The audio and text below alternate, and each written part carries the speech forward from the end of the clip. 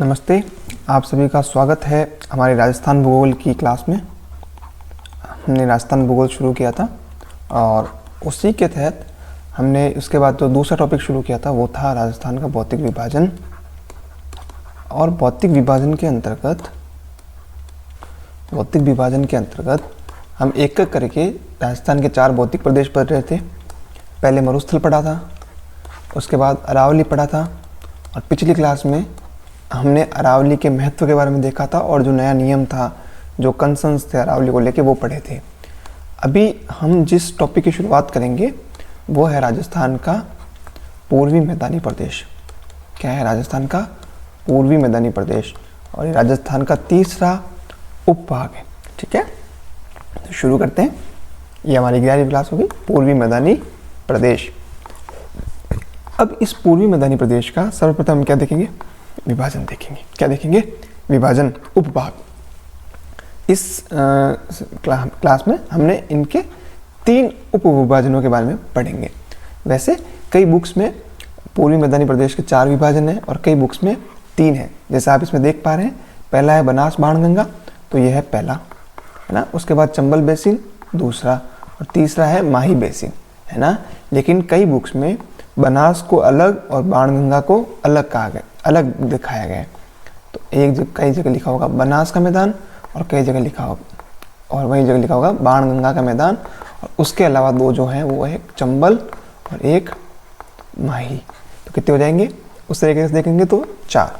हम इसको 3 में पढ़ लेंगे, है ना। देखते हैं आगे। पूर्वी मैदानी प्रदेश, उसके 4 प्रदेश, लेकिन हम इसको कितने में पढ़ेंगे? 3 में पढ़ेंगे। कितने में पढ़ेंगे? 3 में पढ़ेंगे। ठीक है, इसका मैप देख लेते हैं एक बार। ये देखिए, पूर्वी मैदानी प्रदेश, आपको मैप दिख रहा होगा। सबसे ऊपर है बनास बाणगंगा का मैदान, यह है नंबर 1।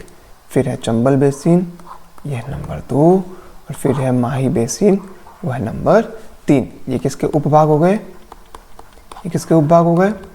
ये हो गए ईस्टर्न प्लेन के, पूर्वी मैदानी प्रदेश के। ये क्या हो गए? उपभाग हो गए। ठीक है, तो शुरू करते हैं। सबसे पहले अपन देखेंगे बनास बाणगंगा का मैदान। क्या देखेंगे? बनास बाणगंगा का मैदान। यह है नंबर 1 है बनास बाणगंगा का मैदान। सबसे पहला है बनास बाणगंगा का मैदान।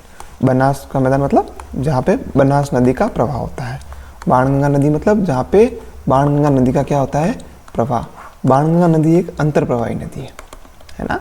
जब आगे अपन नदियाँ पढ़ेंगे तब सभी नदियों के बारे में पढ़ेंगे। तो बाणगंगा नदी है ना, बाणगंगा। बाणगंगा, इसको बाणगंगा क्यों बोलते हैं? क्या बोलते हैं कि अर्जुन ने अपने बाण से यहाँ पे गंगा निकाल दी थी, इसलिए इसको क्या बोलते हैं? बाणगंगा। एक नदी है बनास। इन दोनों के क्षेत्र को क्या बोलते हैं? इस दोनों के क्षेत्र को बोलते हैं बनास बाणगंगा का मैदान। ठीक है, अब इस मैदान के 2 भाग हैं। इस मैदान के 2 भाग, पहले क्या देखा? इस मैदान के क्या हैं? 2 भाग। ठीक है, एक भाग है इसका मालपुरा करौली, एक भाग है इसका मालपुरा करौली का मैदान ए, और बी है इसका मेवाड़ का मैदान। बी क्या है? मेवाड़ का मैदान। मतलब जहाँ पे बनास और बाणगंगा कहाँ थी? ये हमारी अरावली पर्वतमाला थी राजस्थान में। इसके इस वाली साइड 3 हमने प्रदेश देखे थे, ये 3 प्रदेश। इसके पूर्व में उत्तर पूर्व की साइड है ना, ये उत्तर वाला हिस्सा हो गया, ये पूर्व वाला हिस्सा हो गया, और उत्तर पश्चिम दक्षिण के हिसाब से ये उत्तर हो गया। तो ये वाला हिस्सा जो था ये बनास और बाणगंगा का मैदान था।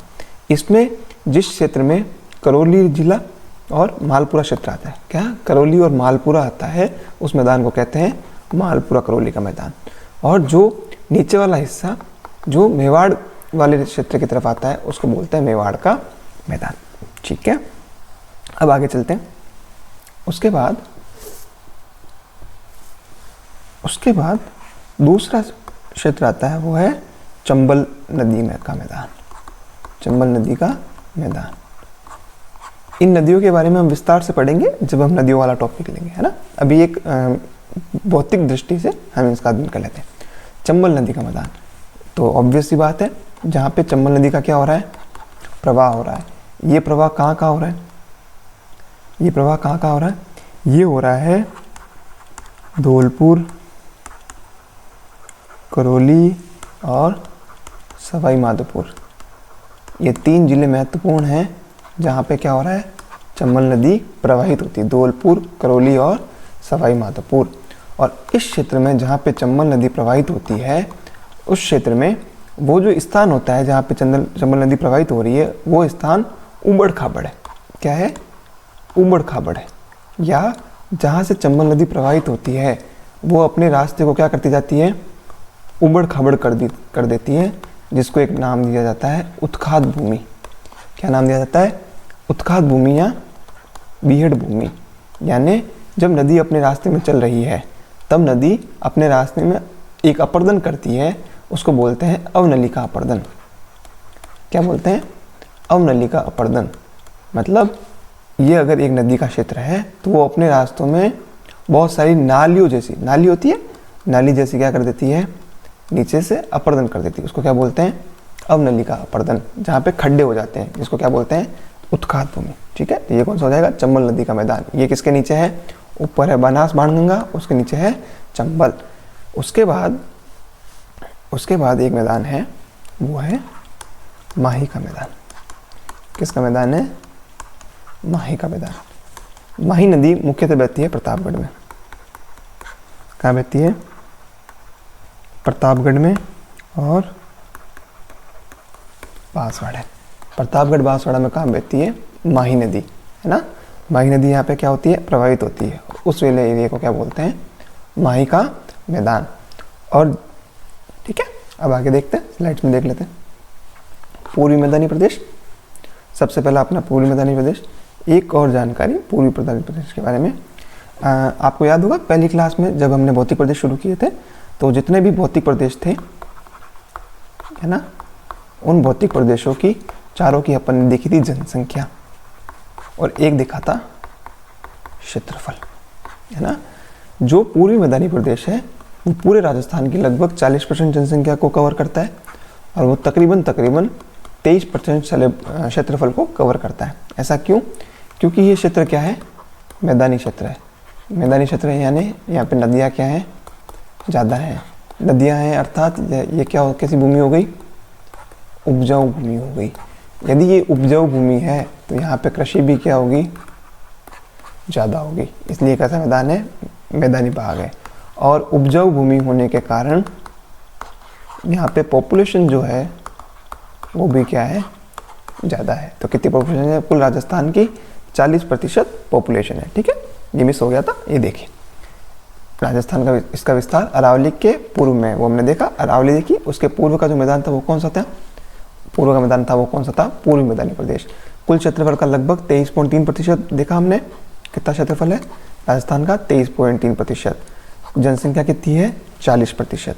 ठीक है, उपजाऊ मैदान है, समतल मैदान है, इसलिए यहाँ पे जनसंख्या क्या है, ज़्यादा।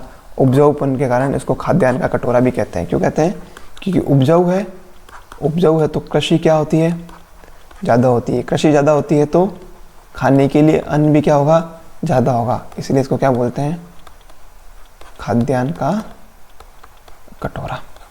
ठीक है, आगे चलते हैं। इस मैदानी प्रदेश को नदी बेसिनों के आधार पर 3 उपभागों में विभाजन करते हैं। पहला कौन सा है, बनास बाणगंगा का मैदान। दूसरा कौन सा है, चंबल बेसिन। तीसरा कौन सा है, माही बेसिन। देखते हैं, अब देखते हैं, पहले चंबल बेसिन देख लेते हैं ना। पहला है चंबल बेसिन।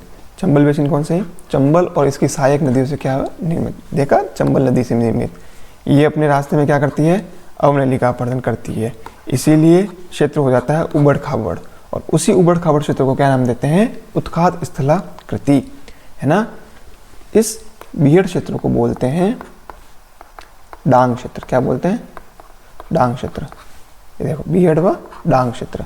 और एरिया मैंने पहले बताया था कौन सा है, धौलपुर,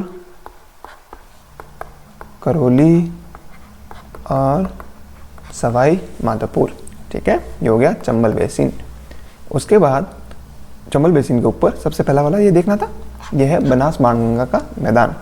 ये अरावली था, यहाँ पे कौन सा है, बनास और बाणगंगा। उसके नीचे ये चंबल, ये बनास व बाणगंगा, ठीक है। ये है अरावली और चंबल बेसिन के बीच में,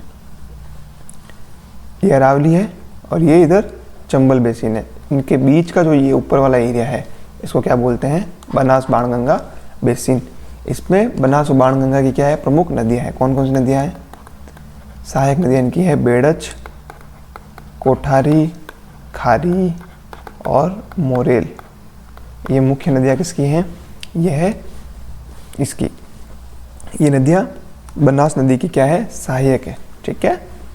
फिर बनास आगे जाके किस में मिलती है, ये बनास नदी है, ये आगे जाके मिलती है चंबल में, ठीक है। आदि नदियाँ बहती है। इस मैदान का सबसे ऊपरी भाग जयपुर भरतपुर क्षेत्र का आता है और बाणगंगा बेसिन के अंतर्गत आता है, जबकि नीचे वाला भाग, शेष वाला भाग किसमें आता है, बनास बेसिन के में आता है। जो ऊपर वाला एरिया है ना, वहाँ पे बाणगंगा नदी और नीचे वाले पे बनास नदी, ठीक है। ये इंफॉर्मेशन है।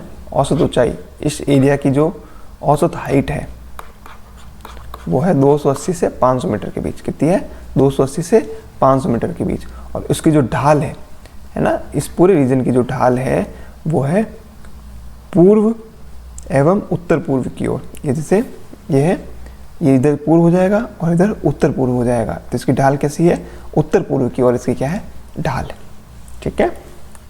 अभी हमने देखा इसको क्या दो भागों में बांटा, एक था मालपुरा करौली का क्षेत्र, है ना, ये किसका है, बनास में बेसिन का उत्तरी भाग है। इसमें कौन कौन से जिले आ रहे हैं, टोंक, सवाई माधोपुर, करौली और दौसा। तो ये हो गया मालपुरा करौली का मैदान। जो दूसरा मैदान है वो है मेवाड़ का मैदान, है ना। ये बनास नदी के जो नीचे वाला एरिया है, जिसमें मैंने बताया मेवाड़ का कुछ क्षेत्र आता है। मेवाड़ का कौन सा क्षेत्र आता है, राजसमंद, चित्तौड़गढ़ और भीलवाड़ा।